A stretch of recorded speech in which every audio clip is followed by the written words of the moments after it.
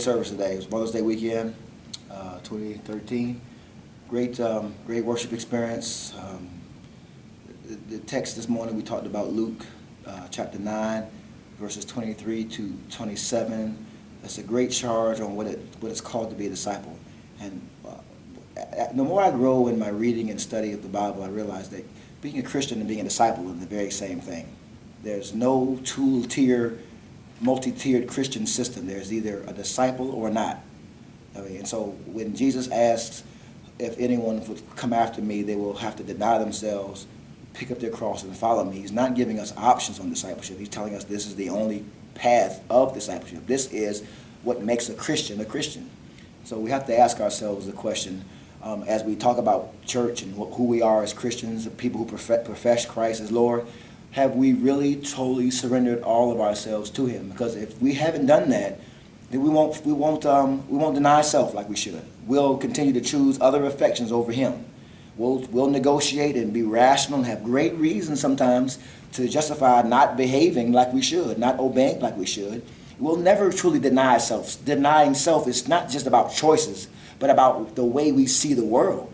I gotta stop seeing the world. I gotta stop seeing my life in the way the world says I should see my life. Go out and get something to become happy. Go out and become a better CPA or a better lawyer, or a better, even for me, a better pastor. Go try to seek some grand level of achievement. It'll never satisfy me like being able to be surrendered to the God who made me and realize that it's a process, it's a journey of 1,000 steps. So self-denial can't happen without Him.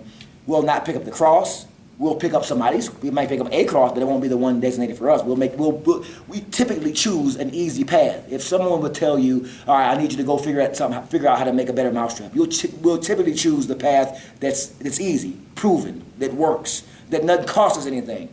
But the call to discipleship is not a journey that's supposed to be easy. We bought into this Christian myth that coming to Christ means that every choice is going to be easy, everything's going to be the simple decision making is going to be easy. But the challenge is really to pick up the cross means to bear the same be willing to bear the same kind of affliction and suffering that the Christ who was speaking in the text was telling his disciples. I'm getting ready to go to a hill and die. I'm getting ready to transition out of teaching y'all, serving y'all, giving y'all power. I'm getting ready to go to the next phase of my ministry, which includes death on a cross.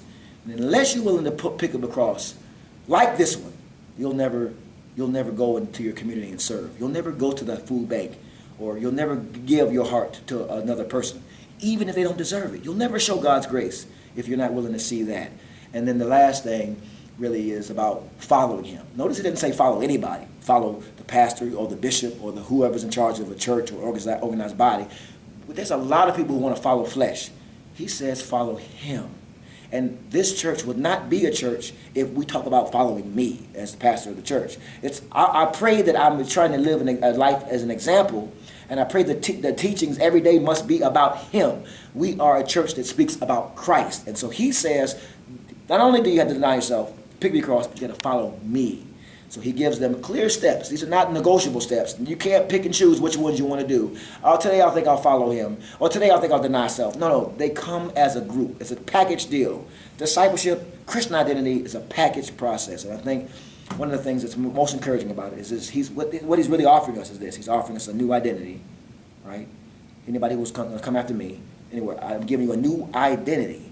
And then 2, I'm giving you a new purpose. I'm rebirthing in you a new way of living your life. Not only are you going to get a new identity, but you're going to have that identity comes with new purpose, right? You can't use this new identity to do the same old things you've been doing. You're not using it for its right purpose. You got to use the new identity for its new and original purpose. And the third thing is you have an example. In this world, we're always looking for role models. Charles Barkley at one time said, "I'm not a role model." He was right. He wasn't. He's not. That was a joke he did one day when he was being interviewed about being a role model. We can't put our stock in human flesh only. Only human flesh we can put our stock in is the one who was divine and human, and that is the Christ. That's like saying, my name is Melvin Lindsay. That's like, I heard one guy say it this way. People would say, I want Melvin, but I don't want Lindsay. I can't split myself up that way. I can't send Melvin over to see you without having Lindsay there too, because my whole name is Melvin Lindsay. And that's what we try to do with God. We want part of God. We want Jesus, but we don't want the Christ. Or we want the Christ, but don't Jesus. We have to have Jesus Christ.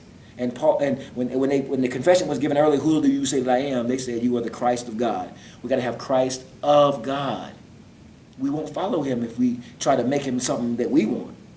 So that's kind of the crux of today's message. But we encourage everybody who's curious about Christianity to just consider having a dialogue with someone who's informed about the Bible, what it is, its revelation. And we meet here every week. We meet on Wednesday nights for study. We try to get people equipped for the mission ahead, because I realize that this flesh will fall away at some point, and I won't be able to teach one day. There will be a day when I won't be able to preach a sermon. I won't be able to teach one more lesson. And I don't want to go back and look and see about there are lots of lives that are dependent on me saying something. We need to be building up disciples like Christ built them up. He says, this is how you become a child of mine. Because if you're ashamed of me down here, he'll be ashamed of you up there. And so with that, I just give you greetings from the World Fellowship. I love you. I pray that you would find joy in your soul for what it means to know Christ. And if you don't know anything about Christ, come check us out one Sunday. We'd love to have you come visit. It's a teaching church. We want you to be empowered to know God. So I'll leave you with this. Come in, be filled, leave change. That's what we try to do. Only God can help us with that. Love you.